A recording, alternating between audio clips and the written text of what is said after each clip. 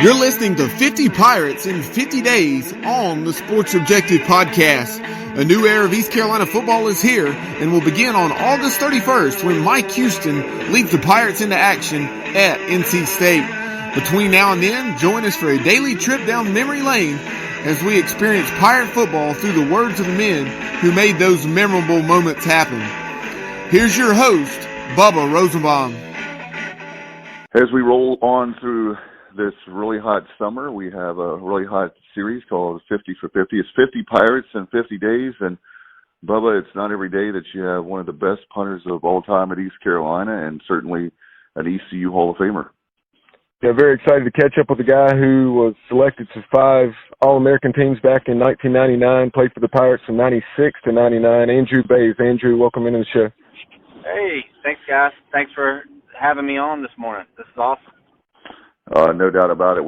You were one of our favorite players, as I told you before we started, and really honored to have you on. And one of my favorite things I tell people is I don't think people realize how important in the game of football special teams is. I think it's very underrated.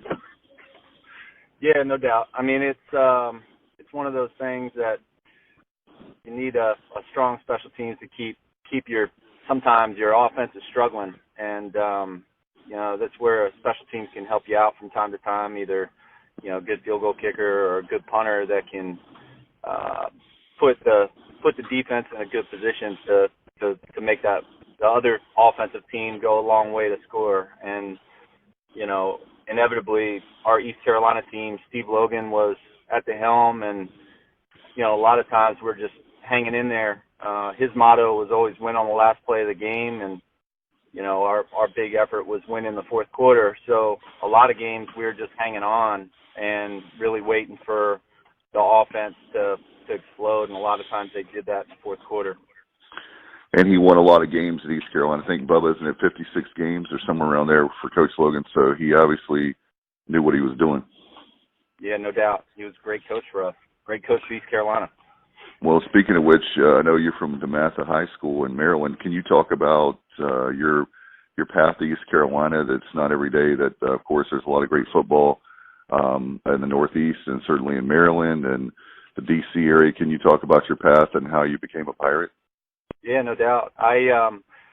It's a lot different of a path than most collegiate football players. I didn't play football until my sophomore year in high school, and I was actually attending Suitland High School, which is right outside of D.C. in Prince George's County.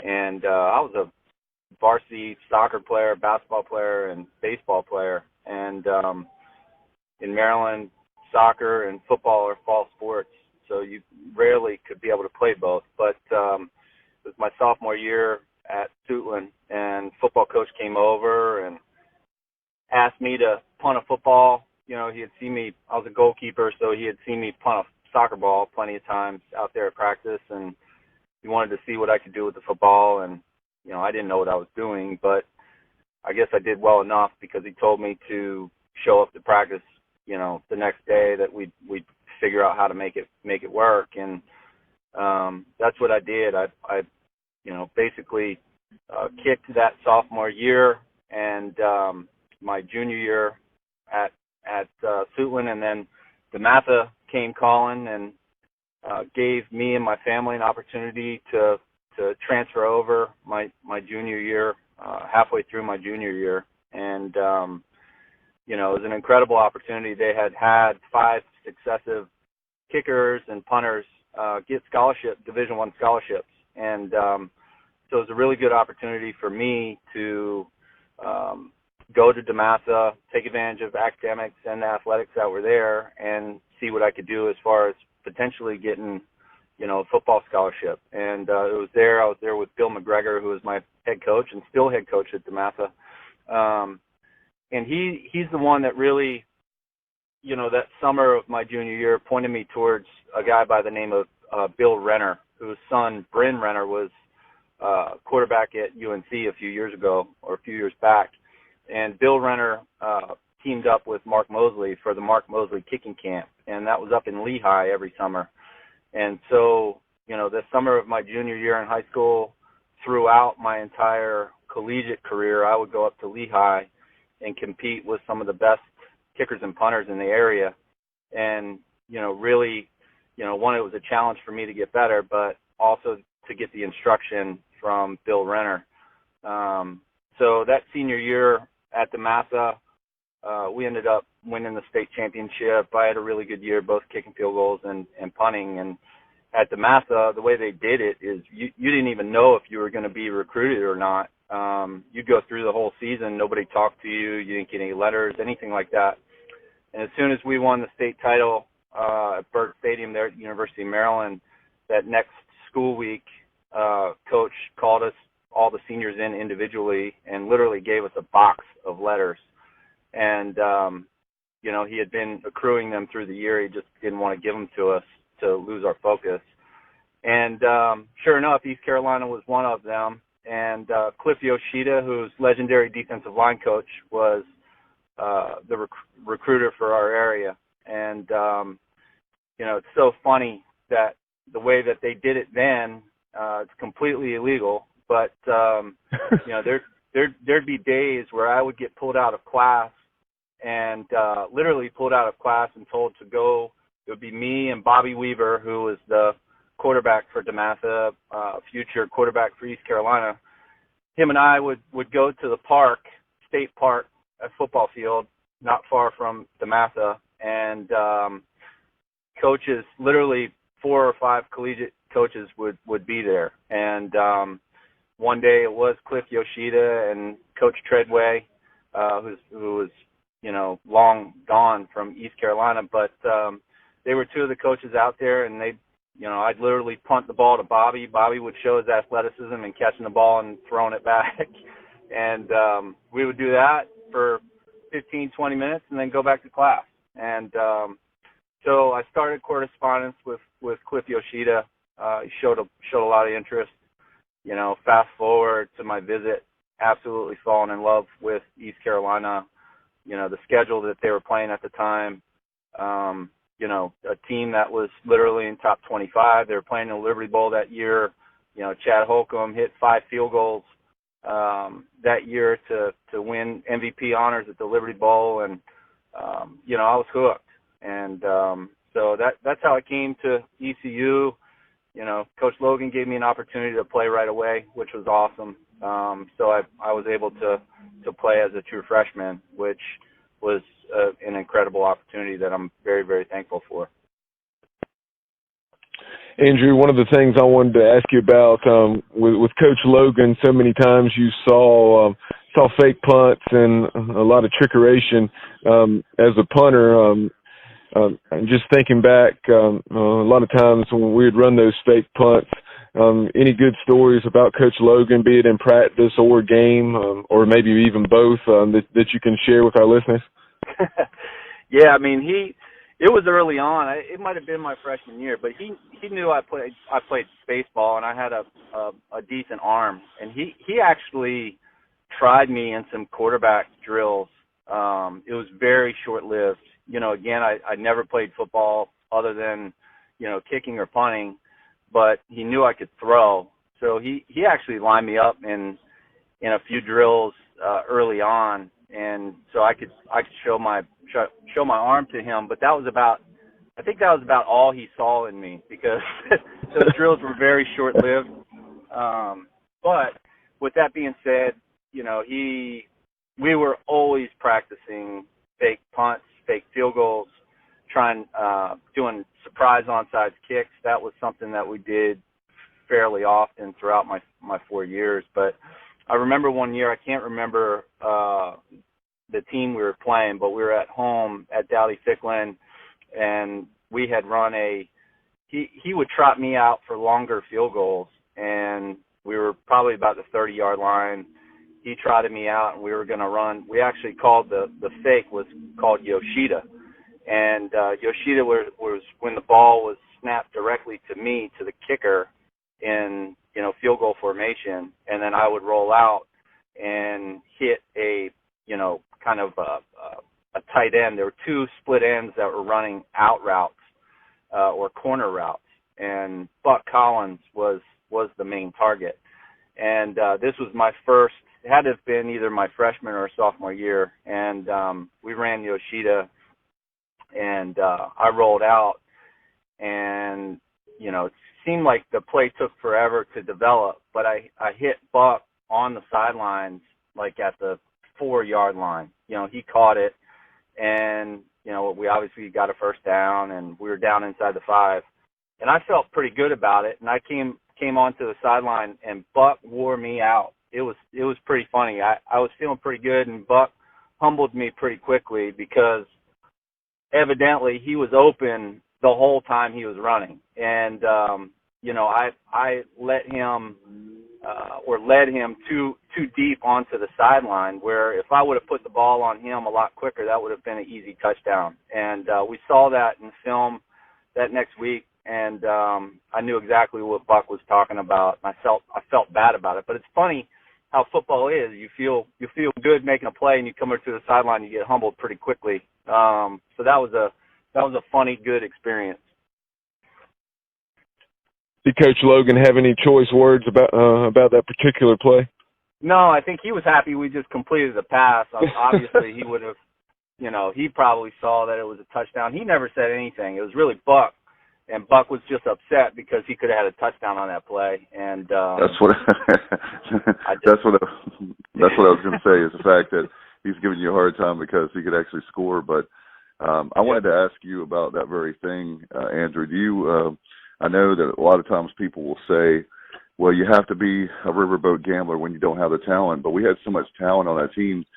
That seems to be, not criticizing previous coaches or anything, but that seems to be an element, in my opinion, missing as far as not necessarily going like for 4th and 1 or anything, because a lot of times people know if it's 4th and 1, you're probably going to go for it. But but certain things that Coach Logan, that's what I miss. I used to love that when he would do trick plays and things like that, and you guys would capitalize. And, hey, if you don't capitalize, great, because at least we went for it. That's the way I looked at it. Yeah, and that is the genius of Steve Logan. And I guess that's important for your coach to recognize what your team's deficits are and what your weaknesses are. And Steve Logan knew that our teams were not the, if you were to put us, paper to paper, line our rosters up, and count the stars on recruiting stars on their team and count the recruiting stars on our team, we were at a deficit. We were facing every major game we played, we were in an uphill battle. And Coach Logan knew that, especially if we were going on the road. And when we were on the road, he had more trick plays drew up. And I remember going on the road at West Virginia, and this again, probably my sophomore year, he ran a fake punt, and actually, no, I'm sorry, I checked that. He gave me the autonomy that if something broke down, something happened, to make a play, and he trusted me in that. And sure enough, we're 4th and whatever, punting on our opposite 30-yard line or whatever it is, and play breaks down, a blocker in punt formation, West Virginia player comes in, getting ready to block the punt. I pull it up, and I see the C's part. I have an opportunity to go run it, so I ran the ball for a 21-yard gain. The funny thing is I dropped it halfway. I actually dropped the ball on the turf halfway through. Somehow it fell out of my hand. But thank God it bounced right back up in my hands, and I was able to finish the run for, 20-yard gain, whatever it was. And on that very next play, and this is where you talk about his trickery and his ability to know where the game is, he ran a revert on the very next play. So it's sudden change. We're on right around the 50-yard line. Offense comes out. He runs a sudden change to Jason Nichols, who runs a reverse and then throws a touchdown to, I think, Lamont Chappelle in the end zone. So there you go from a completely busted punt play for a first down, and then he runs a reverse, double reverse pass for a touchdown, and there we are right in the game in Morgantown, and things change just like that. So he was great in dialing up specialty plays when the other team wasn't expecting it and when we really needed it, because we were at a handicap. He knew it, and he needed to find 7 to 10 points in a game that would make a big difference later on in the fourth quarter. Yeah, I remember that sequence that you're talking about. I want to say it was the 97 game. Yep. We ended up losing 24-17 or something like that. But Andrew, that I guess you were talking about how you were used on the longer field goals. And was it 98 that you saw even more action kicking field goals? And maybe did you have a game winner out at Memphis, or you had a big kick out at Memphis maybe? Yeah. We funny. Coach Logan, I never saw him pay me much mind as far as giving me love, so to speak. But after that game, that was the last game of the year, and that was basically a last-second field goal in Memphis, and it was like 40-plus yards or whatever it was, and that took us to 6-5 and made us bowl eligible, which we ended up not going to a bowl game. But for a coach, it's a big difference of going 5-6 and going 6-5, and especially for your program, you want to have a winning record, and that was special because I never really saw him light up, at the end of the game, and it must have been a big relief for him to be able to get that 6th win, become bowl eligible, and have a winning season. Considering how that year went. I had another big field goal. It's crazy. A lot of people forget about the game, our Alabama game down in Birmingham, where we lost to Alabama by 1 point, which we should have won that game for many reasons. But Brantley Rivers, I think, had missed 2 extra points early in that game. And Coach Logan made a decision to make a change halfway through that game. And, there were some big moments there, not just by me, but I was holding for Brantley Rivers, and Nicky Crabtree came on and had to hold in a pinch. And there were some changes that were made that guys came through in that game. And it's unfortunate that we lost it. But, that's a game that stands out to me because it was extra special for us to almost rob one from Alabama down there at Alabama. Oh my God, I remember that, and I had some friends that went to that game, and they told me, they're like, "Oh my God, Legion Field is a dump." And I went to the 2006 Birmingham Bowl, that was PapaJohns.com Bowl, but that place is, I think they're renovating things now, but it was really, really bad during that time. I'll give you a true story. I mean, Coach Logan, we swear that Coach Logan put some kind of X-Lax or something in our pregame meals, because by the time we leave the hotel and we get to the stadium, it was like a mad rush into the bathroom. And, in typical fashion, everyone, you want to be the first one in there, and everybody's rushing to to the bathroom, dropping off their stuff in the locker and running to the bathroom. And that scene was hilarious. I wish I had a video of everyone's reaction when we got to that bathroom at Legion Field in that visitor locker room. There was no partitions for the toilets. So there's like 10 toilets on one wall and 10 toilets on the opposing wall, and there's no partitions, no doors, no nothing. All the toilets are just sitting right next to each other. And you talk about team bonding, man. That's you guys are pretty close when you can share moments like that. It's incredible. Andrew, in '99, what a remarkable season, both for the Pirates as a whole, and then you individually, and got off to a 5-0 start, and were highly ranked after winning those games: West Virginia, Duke, South Carolina, of course, the Miami game in Raleigh, and then up at Army. But that experience that the team went through down in South Carolina after the win over Lou Holtz and the Gamecocks, I think it was 21-3. You got stranded down there because the conditions were so bad in Eastern North Carolina.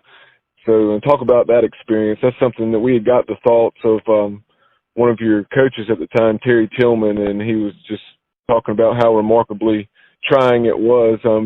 But at least you had somewhere to practice. Yeah, I mean, it was an interesting week because we had, we were leaving a situation that we knew was pretty serious. We had loved ones back in the area, and, you're trying to stay in tune with that while preparing for a game. And,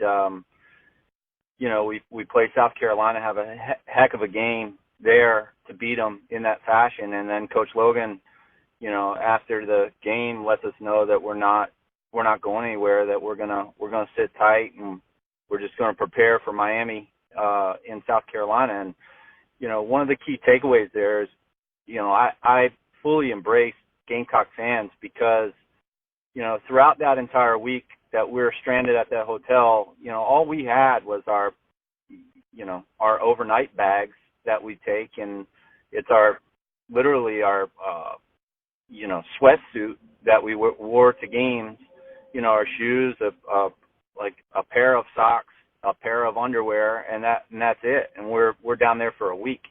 And, guys were getting chippy in that hotel as we went through the week. Coach Logan, tried to find ways to get us out, whether it was taking us to a mall to just walk around or having a movie night, or one night we went bowling.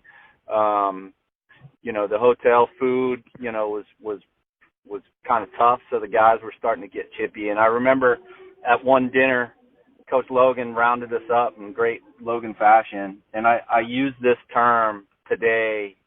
I've used it my whole life, but it's so funny because, it sucked what we were kind of going through, but in relative terms, we were okay. We were in a hotel, we were eating good food. It was not ideal, but we were fine. And guys were starting to get chippy, and Logan called us together, and he he's like, look at me, like quieting everybody down. And he said, don't bitch. And that was his message. that was it. In true Logan fashion, it was don't bitch. And it hit home for all of us, really, because here we are. I mean, heck, man, look at everyone back home, what everyone else is going through. We're playing a game, really, and we're being taken care of, and really, you don't have it that hard, so don't bitch. And we practiced that week at a private high school with really bad field. One of those days, South Carolina was nice enough to open up their practice field to us. So we had a day of preparation there at South Carolina. And then I'll never forget, on our trip into Raleigh, we were under the impression that nobody was going to be at that game, that nobody could get there. People were stranded. That's one of the reasons why they moved it, and they opened up the stadium to first come, first serve. And so we were under the impression no one really was going to be there. And I'll never forget pulling into that parking lot, 2 hours before the game, or 3 hours, whatever it was. We normally pull into the stadium, and the parking lots were full, and people were out in like huge numbers. And I remember just getting like emotional, and your hair stands up and you're like teary-eyed because you truly thought that no one was going to be there. And, so you're like, dang, this is something different. People are showing up for this. And you get into the locker room and you're starting to feel, a certain way for that game because it's, on top of things, it's Miami. And, you come out, kickers come out for warm-ups about an hour before the game, and usually it's friends and family and, diehard fans that want to get in there with young kids, that kind of thing, to experience warm-ups, and, that's about it. But we come out for warm-ups, and the place is packed. I mean, absolutely packed for an hour before the game. And it was incredible, in an incredible feeling. And, of course, through all that excitement, we're sitting there watching Miami. They're not taking us seriously in warm-ups. They're doing their thing, dancing and doing what they normally do. And we could tell that they were not, they didn't think too highly of us, just the way that they were preparing in warm-ups. And sure enough, we go down 21-0 within a short period of time at halftime. And what a lot of people don't know is, some former Pirates were there. Larry Shannon, Jason Nichols, trying to think, Mitchell Galloway. There was a number of guys that were there that Logan opened up the locker room and allowed them to come in. And those guys were part of, and I was a freshman in '96, they were part of a team that went to the Orange Bowl, and we beat Miami in the Orange Bowl 31-6. So they knew it could be done. And they came in the locker room, and they wore everybody out. Coach Logan gave them, the opportunity to do it, and they got in everybody's face and fired everybody up to make us believe that we could get back in this game. And coaches came out with a great game plan in the second half, and it was a whole different story. So that was awesome. That was a special ride when we came back and beat Miami, and then that was a special ride home to Greenville in that bus. That was a great week, very memorable. Andrew, I know that certainly you're bringing chills back to me because I know I've told the guys before and different people we've had on from that team. I literally was living in Greenville at that time in radio, and I couldn't get back to where I live near Brook Valley. It was I knew everything was okay, but it took me, I think, 2 weeks before I could even get back home. I had to stay with my parents and my parents' house, and it was a bad situation because that was early internet, so you didn't have internet, which was brand new at the time, and a whole bunch of stuff. And when you were talking about Logan saying "don't bitch," I was thinking about that very thing, how I was upset I didn't have internet and I couldn't get home, and there were people that had lost everything, and players on the team that we've learned that lost everything, and I thought that brought everything into perspective. And also the fact that game, I remember how sad things were, and when you were talking about everybody showing up, I think that you guys were like the rallying cry, not to be corny or cheesy, but you guys were like the rallying cry for Eastern Carolina. Yeah, I mean, it was a good release for people to get away from everything that was going on. We had a number of players that were down, Wyndham Circle, down Tar River, down off First Street. That all that area was just flooded, and it sucks because you're hearing where the water is, but you just don't know the extent of your own dwelling or your own house or how your family is affected by it.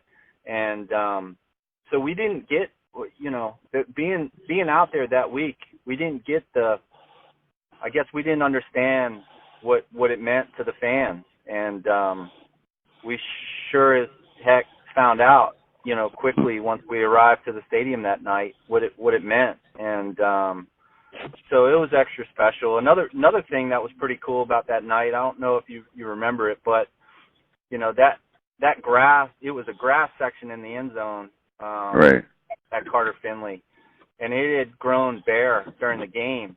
And as we made the charge back, by the end of that game, students from NC State had started to fill in that whole grassy section in that end zone, and plus fans that were outside coming back into the game.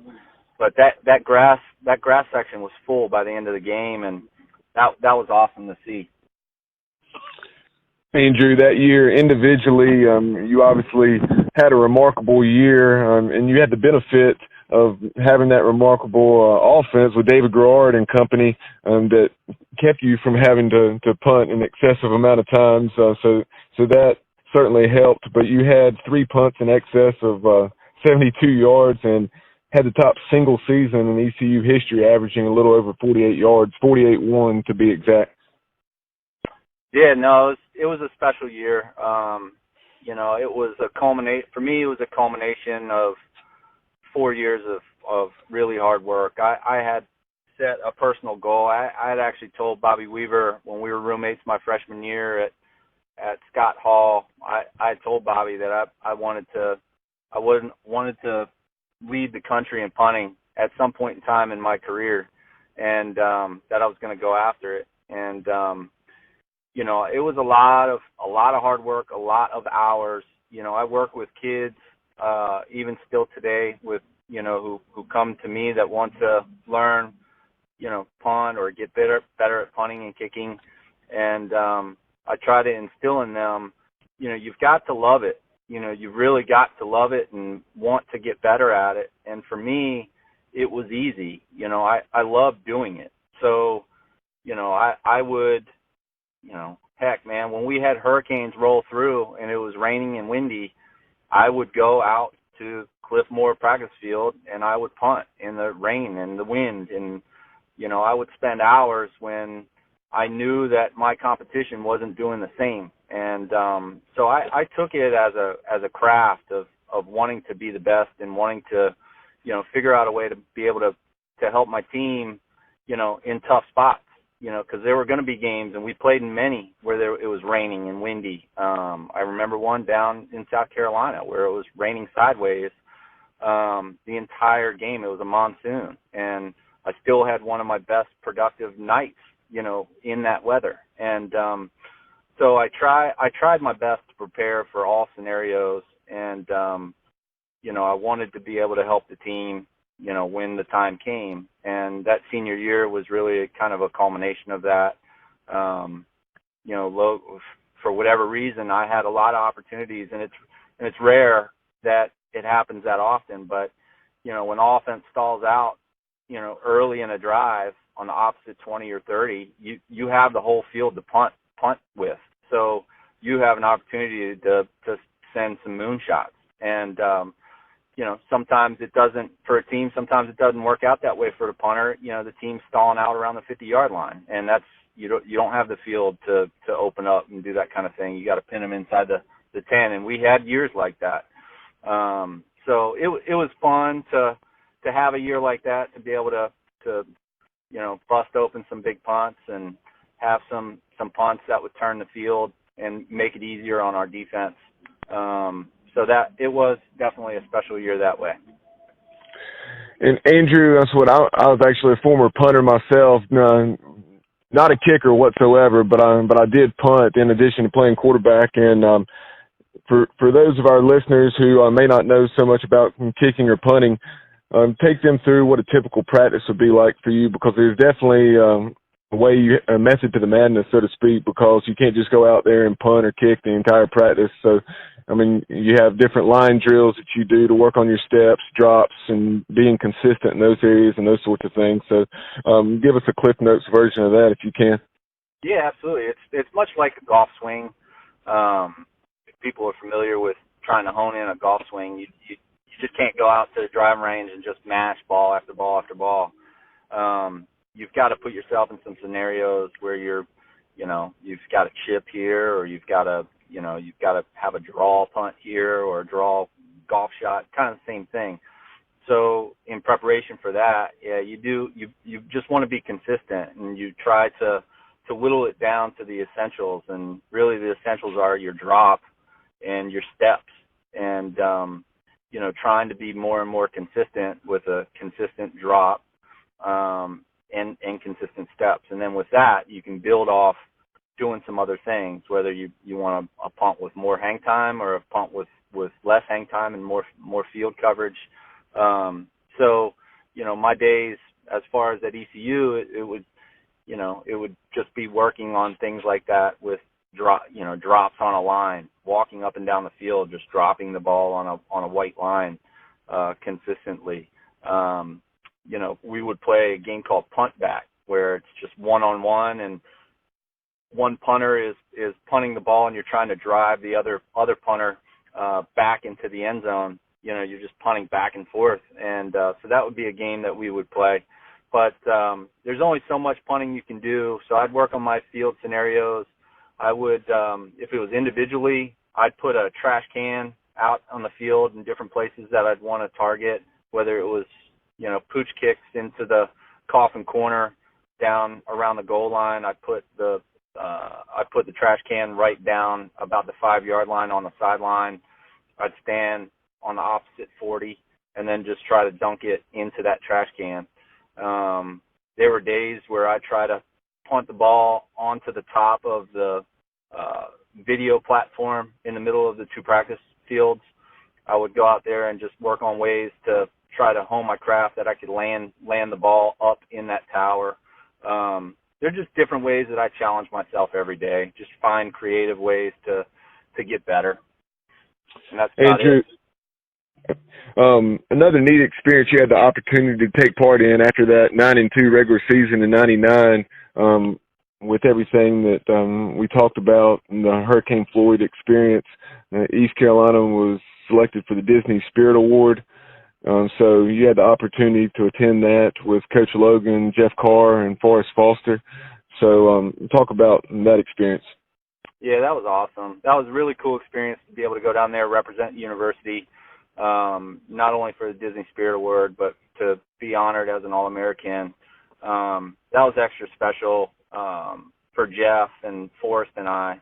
And, it was really cool. We had an opportunity to hobnob with some, the college football's best, as well as a lot of the college football personalities, hanging out with Kirk Herbstreit and Dan Fowler for a night, and Joe Theismann, Ron Jaworski, that week, and then in addition to all the other All-Americans that were there with us. So it was, it was funny. I was nervous on whether, I guess Coach Logan, when we were receiving that Disney award, Coach Logan hadn't let us know who was going to speak, and if we even needed to speak. So I was somewhat nerve-wracked on, what to say or how to reflect our experiences and, represent the community of Greenville. And, fortunately, he picked Jeff to make some comments, and Jeff did a great job, on live TV. So that was extra special. I'll never forget it for sure. That's very cool. I actually I told Bubba before we interviewed you, I didn't remember that. So that's cool that you were able to experience that. Man, when you were talking about those people, a lot of legends there over that week at Disney to be able to hang out with guys that I remember with Dan Fowler and Ron Jaworski playing in the NFL and watching them as a little kid. Back then at that time in the 80s, there was so many great quarterbacks. It seemed like that every single team at least had a good quarterback, or most of them at that time. Yeah, no doubt. And I think so that was the same year All-American with Drew Brees and Brian Urlacher and LeVar Arrington and Peter Warwick. I mean, the Sebastian Janikowski. Wow. There were a number of guys. I had an opportunity not only that week, but a couple other weeks with All-American honors to be able to hang out with those guys. And, we became friends and, had some really fun experiences up in New Haven, Connecticut for the Walter Camp football awards and, playing in the Senior Bowl. A lot of those guys were at Senior Bowl. But it was definitely a special off season. It's funny, you look back and you try to figure out, I chased the NFL dream for 3 years, and, my biggest regret is probably that I was not prepared for that award cycle, those months that went on there. And I probably took advantage of that time a little bit too much, and I wish somebody would have grabbed me, by the ear and pointed me back in the gym or back onto the field. And I thought I was doing plenty of work, but as I look back, as I get older and look back at it, I wish I would have taken that time a little bit more, seriously in my preparation for the NFL. Yeah, can you talk about your time as far as after ECU, and can you talk about the Hall of Fame, being inducted into the ECU Hall of Fame? Oh yeah, absolutely. Like I said, I mean, I was an incredible privilege. I was in three NFL training camps. After my career, I was signed by the Detroit Lions as a free agent on draft day, that last draft day, and didn't make it with them.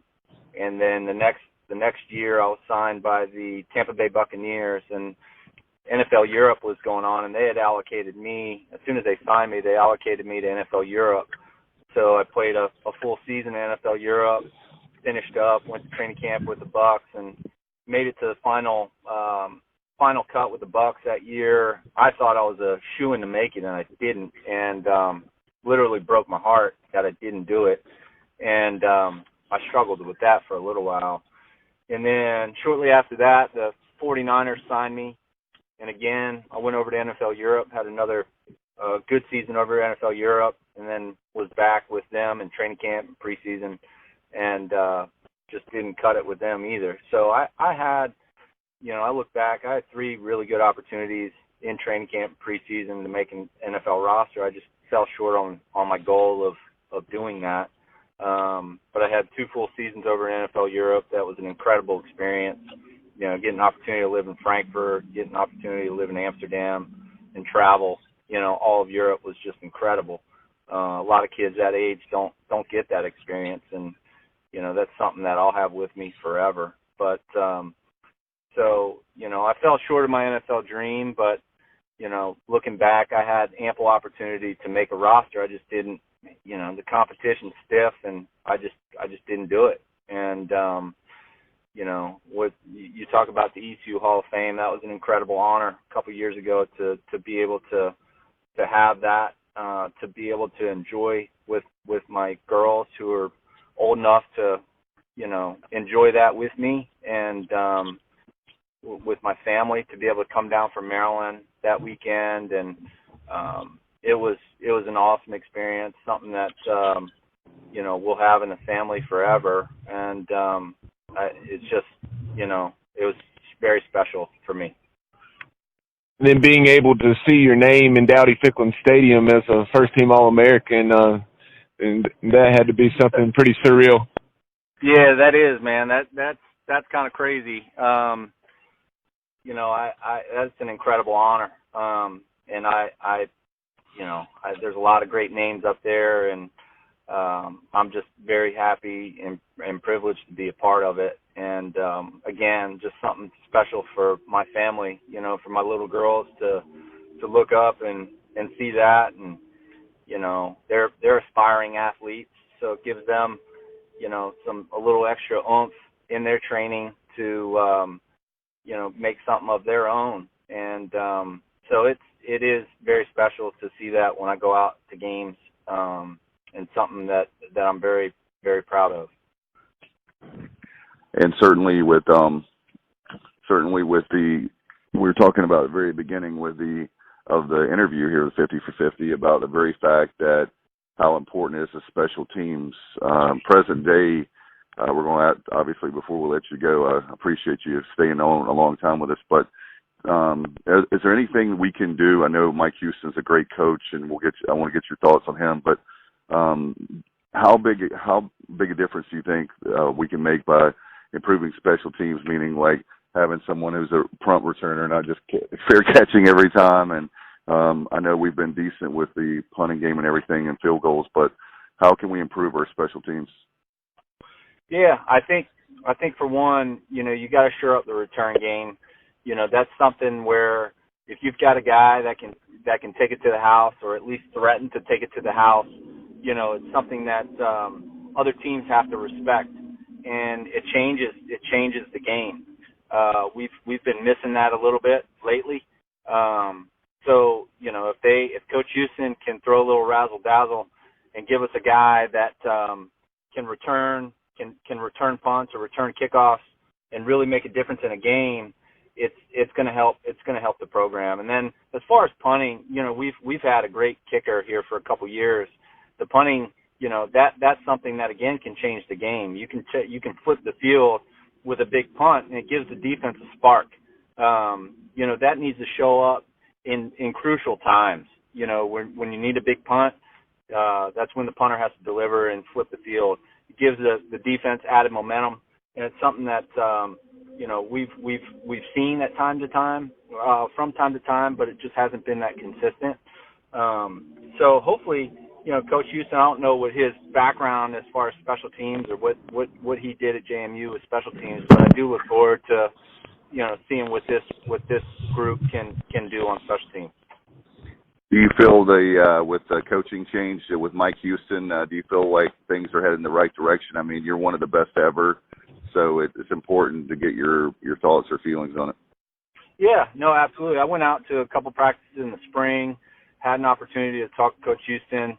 I think that fans, need to give him some time. There is significant changes that are going on with this program. The players have to embrace the new change. Coach Houston is taking a much different approach to the way Coach Mo prepared his football team.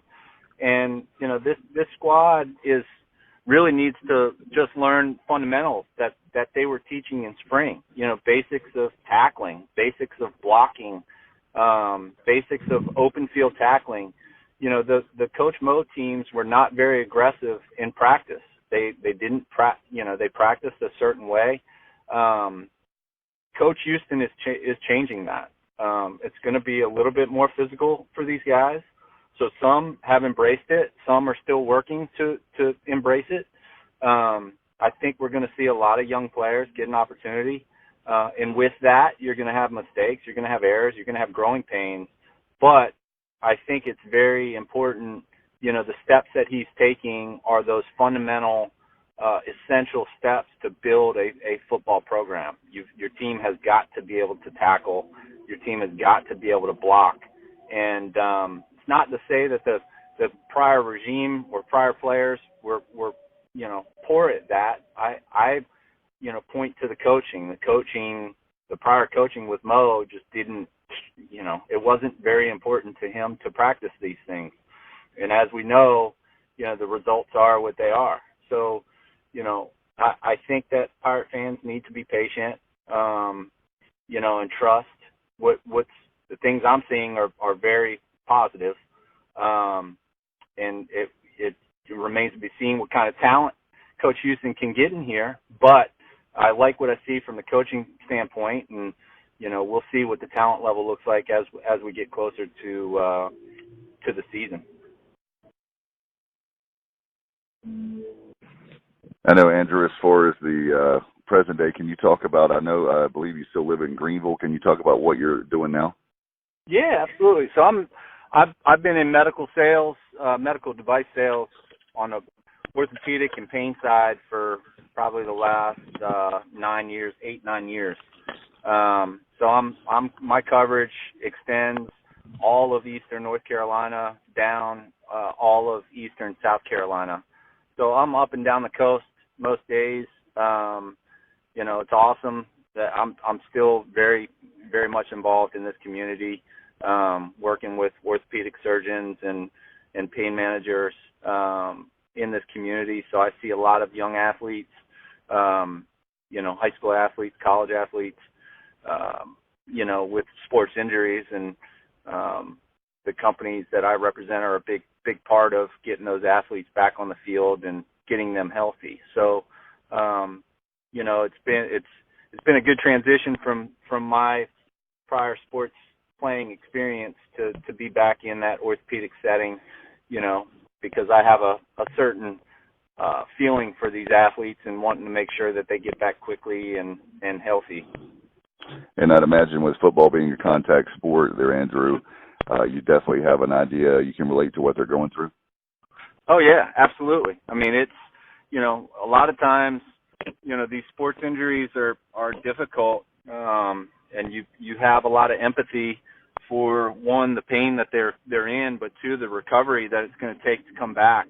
So, it changes your perspective of, the care that you have for them. the pain that they're sitting in and the realization that this is going to be a lengthy rehab. So you do have a lot of empathy for them for sure.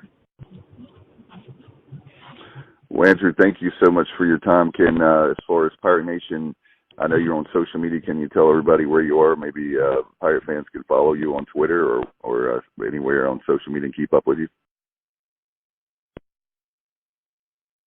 Find me on Facebook and Instagram. I don't have a Twitter account, but okay. I'm on Instagram and Facebook, and I try to stay involved with Pirate activities. And unfortunately, I'm going to miss Meet the Pirates this year. I believe it's on the weekend of the 18th. We'll be out of town, but I'll continue to be active. Not only in the community, but with the Pirates as much as I can. I love the program. I love the Pirates. I want to see them back, to some sort of relevance. It's been long enough that we've had to watch some pretty bad football. I want to get back to the days of shocking some programs and beating up on state and getting there. So we'll see what happens.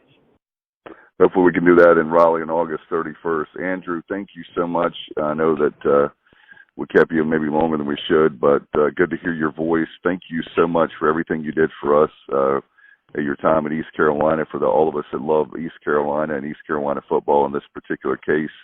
And we hope we can have you back on again soon. It's been a real joy to talk to you. All right, guys. Well, go Pirates, and best of luck with you guys finishing out your 50 best. And we'll see you guys soon. Thank you.